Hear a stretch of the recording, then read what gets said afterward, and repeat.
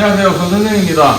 오늘은 좀 특별하게 이 헤비얼 파이프를 준비하게 되었는데, 헤비얼 파이프 같은 경우는 헤비, 두꺼운, 월. 그래서 이 일반적으로 여러분들이 많이 접하는 이 배관의 두께가 보통 이제 이렇게 같은 외경을 기준으로 150A 기준으로는 이렇게 이제 스케줄 40짜리죠. 40짜리. 여기 한 7T 전후로 좀 되거든요. 7.12T 정도 될 겁니다.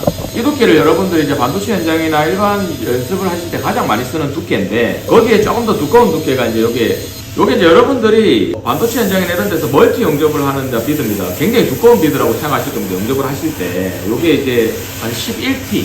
화관에서 접하는 여러분들이 가장 두꺼운 배관일 겁니다.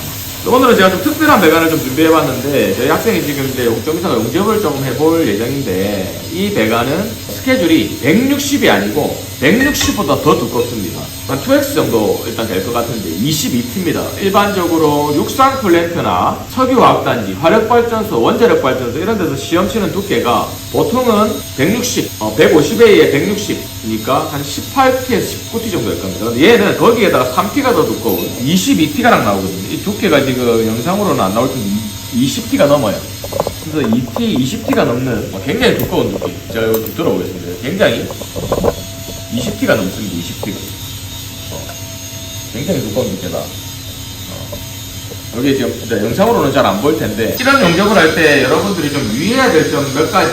제가 이제 플랜트 현장이나 일반 해양이나 이런 데서 용접을, 이런 헤비 배관을 용접했을 때 여러 가지 특징이나 그냥 뭐 일반적인 이야기들을 좀 몇 가지 좀 풀어보고자 좀 하는데, 이런 용접을 하실 때 우선 세라믹을 너무 작은 거를 쓰면 안 돼. 너무 작은 걸 쓰면 오히려 기공이 들어갑니다. 그래서 일반적으로 어느 정도 작지만 가스 보호가 좀 되는, 그래도 어느 정도는 뭐 4호, 5호 이런 거 쓰시는 분들이 이런 거 쓰면 기공 들어갑니다. 기공이 들어갔을 때 문제가 뭐냐, 이런 헤비 배관들은 루트에서 불량이 나버리면 수정하기가 굉장히 어려워요. 왜냐하면 그라인더가 들어가지 않습니다. 일반적인 4인치 그라인더, 우리가 흔히 쓰는 그라인더가 들어가지 않기 때문에 7인치나 이런 그라인더를 써야 되는데, 일단 수정 자체가 굉장히 부담스러운 영역이죠. 왜 그러냐면 예열도 해야 되고, 그 다음에 이제 이런 치부할 때 맞추는 것들도 굉장히 조금 쉽지 않기 때문에 루트, 이 세라믹 선택 굉장히 중요합니다. 그래서 두께가 되게 두꺼운 배관, 헤비 배관이나 이런 배관들은 지금 이 영상에 보이는 분들이, 여러분들이 보신 분들인지 모르겠는데 목이 아주 긴 롱노즐이 있어요. 롱세라믹이 있는데, 이 세라믹을 쓰는 이유가 토치가 일반적으로 들어갔을 때 배관이 너무 두꺼우면 토치가 위빙이 안 되고 걸립니다. 세라믹이 짧다 보니까 두께가 넘어가 버려가지고 걸리기 때문에 이 롱노즐을 쓰기도 한다. 이런 걸 좀 알고 있으면 좋을 것 같다. 그리고 세라믹을 또 너무 작은 걸 쓰지 않습니다. 그리고 또 하나는 용접을 하실 때 비드를 너무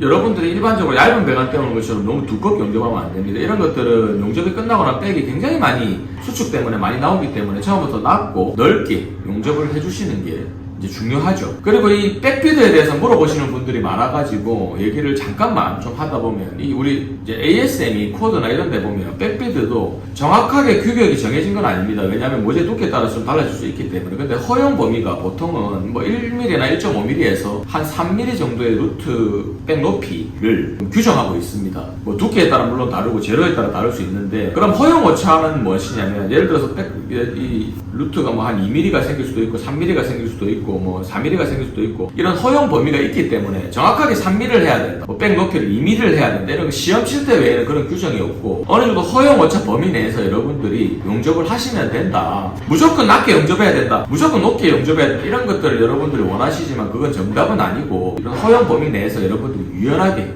용접을 하시면 된다. 이렇게 좀 설명을 좀 드리고 싶습니다. 그리고 이런 거 할 때 또 특징이, 이런 헤비 배관을 할 때 보통 예열을 보통 하게 됩니다.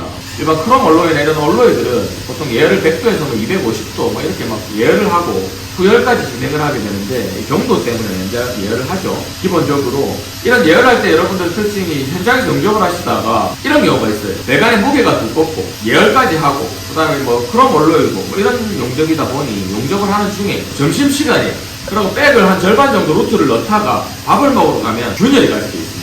이런 용접할 때 여러분들이 좀 특징은, 일단 용접을 시작을 하셨으면 최소한 2에서 3피스까지는 용접을 해주시고 식사를 하러 가시라. 이런 게 이제 균열이 가거나 이렇게 했을 때 아까 루트에서 문제가 생기는 것과 마찬가지로 굉장히 범위가 넓고 대형 사고라고 표현을 드릴 수가 있겠네요. 수정하기가 어렵기 때문에. 그래서 그런 것들을 좀 조심하면 좋을 것 같다. 뭐 이렇게 좀 생각을 하시면 좋을 것 같고, 그 다음에 이런 거를 용접할 때 여러분들이 테크닉적으로 좀 자신이 있으시면 이 우리가 말하는 개선의 각도죠. 이 개선각을 될 수 있으면 조금 줄이는 게 여러분들은 유리할 겁니다. 왜냐면 용접의 테스트가 워낙 많아지다 보니까 개선을 여러분들이 생각하신 것처럼 이렇게 30도 전후로 이렇게 개선 각도를 이렇게 치다 보면 이런 헤비 배관들은 굉장히 용접량이 늘어나기 때문에 될 수 있으면 30도 전후로 이렇게 조금 여러분들의 테크닉적으로 자신이 있는 영역 내에서 각도를 좀 줄여서 용접하는 게 유리하다고 조금 설명을 드리겠습니다. 자, 그러면 나머지는 이제 저희가 학원에서 학생이 이 헤비 배관, 진짜 이 찐 헤비 배관을 하는 용접을 한번 보여드리도록 할 텐데, 요즘에 뭐 울산이나 이런 데 현장에 육상 플랜트, 샤인 프로젝트나 이런 육상 플랜트들의 이제 일이 많다 보니 이런 용접도 여러분들 하실 수 있어야 됩니다. 뭐 굳이 아크 아니더라도 헤비 배관을 용접을 하실 수 있어야 여러분들이 그런 육상 플랜트나 이런 현장에서 살아남을 수 있다는 것을 좀 강조하면서 오늘 영상은 마치도록 하겠습니다. 이상입니다.